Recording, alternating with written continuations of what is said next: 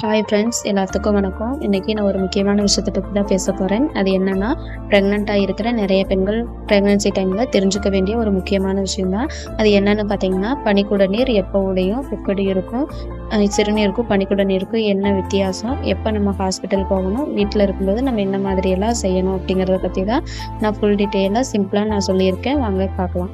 பனிக்குட நீர் குழந்தை வளர்றதுக்கு ரொம்பவே முக்கியமான ஒரு திரவம். நம்ம குழந்தைய பனிக்குட நீர் ரொம்பவே பாதுகாப்பாக வச்சுருக்கோம். அந்த பனிக்குட நீர் எப்போ உடையும் அப்படின்னு பார்த்தீங்கன்னா, நிறைய பேர்த்துக்கு டெலிவரி டைமில் இந்த பனிக்குட நீர் உடையும். ஒரு சிலருக்கு டெலிவரிக்கு ஒரு 2 நாளைக்கு முன்னாடி, இல்லைன்னா ஒரு வாரத்துக்கு முன்னாடி எப்படி உடையலாம். நம்ம கட்டாயமாக நம்ம சொல்ல முடியாது இப்போதான் உடையும் அப்படின்ட்டு. டெலிவரி நெருங்கும் போது எந்த டைமில் வேணாலும் இந்த பனிக்குட நீர் உடையுங்க. ஒரு சிலருக்கு டாக்டர் ஃபிங்கர் டெஸ்ட் பண்ணுவாங்க, சர்விக்ஸ் எவ்வளோ ஓப்பனில் இருக்குது அப்படின்னு பார்க்குறப்ப. அந்த டைமில் கூட ஒரு சிலருக்கு பனிக்குட நீர் உடையலாம். ஆனால் எப்போ உடையும் அப்படின்ட்டு நம்ம கட்டாயமாக நம்ம சொல்ல முடியாது. இந்த பனிக்குட நீர் உடையிறப்ப எப்படி இருக்கும் அப்படின்னு பார்த்தீங்கன்னா, ஒரு சிலருக்கு ரொம்பவே ஃபோர்ஸாக லீக் ஆகும், ஒரு சிலருக்கு ரொம்பவே கொஞ்சம் கொஞ்சமாக லீக் ஆகும். இந்த மாதிரி கொஞ்சம் கொஞ்சமாக தானே லீக் ஆகுது அப்படின்ட்டு எப்போவுமே கேர்லெஸ்ஸாக மட்டும் இருக்கவே கூடாது. பனிக்குட நீர் எப்போவுமே தண்ணி மாதிரி தான் இருக்கும். அதில் எந்த ஒரு ஸ்மெல்லுமே இருக்காது. நம்ம நினச்சா கூட அதை கண்ட்ரோல் பண்ண முடியாது. நம்ம போட்டிருக்கிற ட்ரெஸ்ஸு அடிக்கடி ஈரமாகிட்டே இருக்கும். இந்த மாதிரி இருந்துச்சுன்னா நம்ம கண்டிப்பாக நோட் பண்ணணும். கொஞ்சம் கொஞ்சமாக இப்போ பனிக்குட நீர் லீக் ஆகிட்டு இருக்கிறப்ப நம்மளுக்கு டவுட் வரும், இது பனிக்குட நீர் தானா அப்படின்ட்டு ஒரு சந்தேகமாக இருக்கும். அந்த மாதிரி டைமில் நம்ம என்ன பண்ணணும்னா, தும்மி பார்க்கணும்.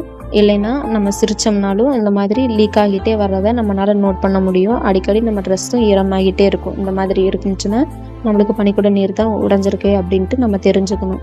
கர்ப்பத்தில் குழந்தை அழகாக வளர்ந்துட்டு இருப்பாங்க. அந்த மாதிரியான டைமில் நம்ம சிறுநீர் பைக்கு ஒரு அழுத்தம் இருக்கும்.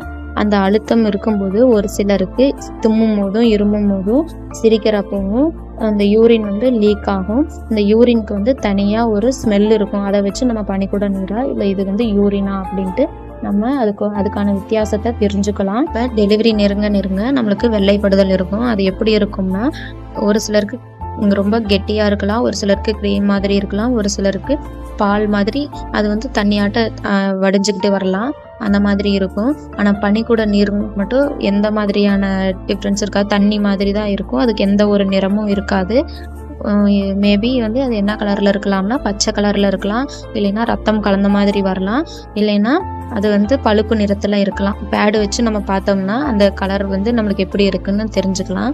ஆனால் வெள்ளைப்படுதல் தண்ணி மாதிரி அது பால் மாதிரி வரும். அது வெள்ளைப்படுதல். நம்ம தும்முனா இருமுனா இந்த மாதிரி இருந்தாலும் அது லீக் ஆகாது. இதுதான் வெள்ளைப்படுதலுக்கும் பனிக்குட நீருக்கும் இருக்கிற வித்தியாசம்.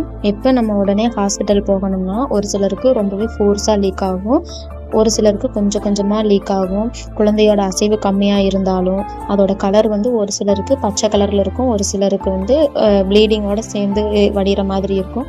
அந்த மாதிரி இருந்தாலும் சரி, ரொம்பவே வயிறு ரொம்பவே வலி இருந்துச்சுனாலும் நம்ம உடனே நேரத்தை வேஸ்ட் பண்ணாமல் நம்ம கரெக்டாக அந்த டைமுக்கு ஹாஸ்பிட்டல் போய் அட்மிஷன் போட்டுறணும். வீட்டில் நம்ம செய்ய வேண்டியது என்னென்னா, நம்ம முதல்ல பயப்படாமல் இருக்கணும். ஒரு சில பேர் பதட்டப்படுவாங்க, அந்த மாதிரியெல்லாம் இருக்காதீங்க. இந்த மாதிரி டைமில் இது பனிக்குட நீர் தானா வேறு ஏதாச்சும் அப்படின்ட்டுலாம் ஒரு சிலர் ஆராய்ச்சி பண்ணிகிட்டு இருப்பாங்க. அந்த மாதிரியெல்லாம் பண்ணி டைம் வேஸ்ட் பண்ணாதீங்க. இந்த மாதிரி லீக் ஆனாலே நம்ம உடனே ஹாஸ்பிட்டல் போகிறதா ரொம்பவே நல்லது. எவ்வளோக்கு எவ்வளோ ஹாஸ்பிட்டல் போகிறீங்களோ அவ்வளோ சீக்கிரம் குழந்தைக்கும் உங்களுக்கும் ரொம்பவே பாதுகாப்பாக இருக்கும். அதனால் ரொம்பவே இந்த மாதிரி டைமில் சேஃபாக இருங்க. இந்த மாதிரி நிறைய யூஸ்ஃபுல்லான விஷயங்களை தெரிஞ்சுக்க நம்ம சேனலை சப்ஸ்கிரைப் பண்ணிக்கோங்க. அப்போ தான் நான் டெய்லியும் ப்ரெக்னென்சி சம்மந்தமான வீடியோக்கள் அப்லோட் பண்ணும்போது உங்களுக்கு உடனுக்குடனே நோட்டிஃபிகேஷனில் வரும். நன்றி.